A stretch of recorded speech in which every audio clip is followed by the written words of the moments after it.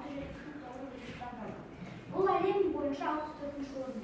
Жер көлемі жағынан әлем елдерінің ішінде 9-ші орын алады.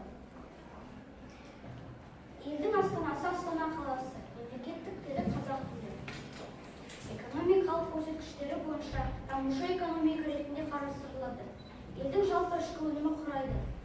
Экономиканың негізгі бағыты отын энергетика саласындағы шикізат өндіру, ауыл шаруашылығы, егіншілік. Елдің негізгі валютасы теңге.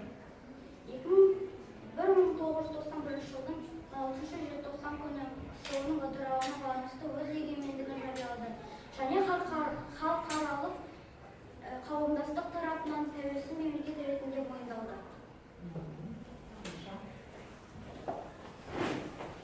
Қазақстан Республикасы унитарлы мемлекет әкімшілік құрамына бойынша 14 облыс, 86 қала, соның ішінде 3 республикалық маңызы бар қалалар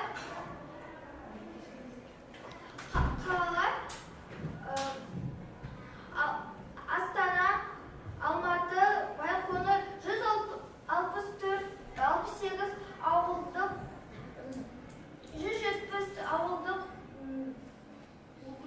округ кетеді. Қазақстан әртүрлі пайдалы қазба байлықтарға мол. Менделеев таблицасындағы 105 элементті 99 элементі Қазақстан қойнауында табылған.